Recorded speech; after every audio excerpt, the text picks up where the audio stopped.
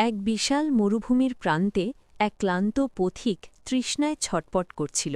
সে জানত যে দূরে কোথাও একটি স্বচ্ছ জলের সরোবর আছে, কিন্তু সেখানে পৌঁছনোর রাস্তা ছিল অসংখ্য এবং বিভ্রান্তিকর।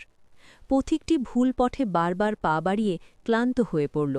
কখনো সে মরীচিকার পেছনে দৌড়ে আরও বেশি তৃষ্ণার্ত হয়ে পড়ল, আবার কখনো কাঁটা ঝোপে আটকে রক্তাক্ত হল। তার মনে হল এই দুঃখ বা কষ্ট থেকে মুক্তির কোনো উপায় নেই।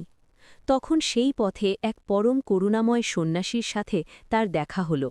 সন্ন্যাসী তাকে শান্ত করে বললেন, হে পথিক, দুঃখ যেমন আছে তার কারণও আছে, কিন্তু মনে রেখো, দুঃখ দূর করার একটি নির্দিষ্ট পথও আছে। পথিক জানতে চাইল সেই পথটি কি। সন্ন্যাসী তাকে ৮টি বিশেষ নির্দেশ দিলেন, যা অষ্টাঙ্গিক মার্গ নামে পরিচিত।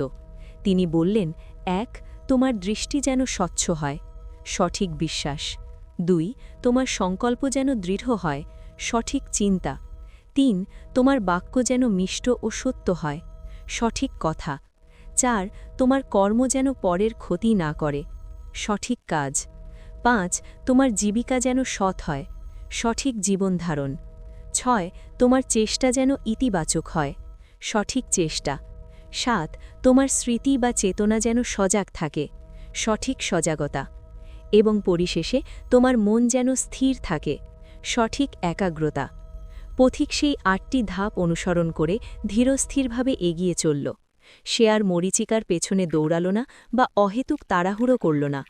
অবশেষে সে সেই শীতল সরোবরের সন্ধান পেল এবং তার দীর্ঘদিনের দুঃখ ও তৃষ্ণা মিটল। গল্পের মূল শিক্ষা: মানুষের জীবনের অধিকাংশ দুঃখই আসে ভুল পথে সুখ খোঁজার চেষ্টা থেকে। ভগবান বুদ্ধের শেখানো অষ্টাঙ্গিক মার্গ হল সেই দিশারি যা আমাদের জীবনকে সুশৃঙ্খল এবং ভারসাম্যপূর্ণ করে তোলে।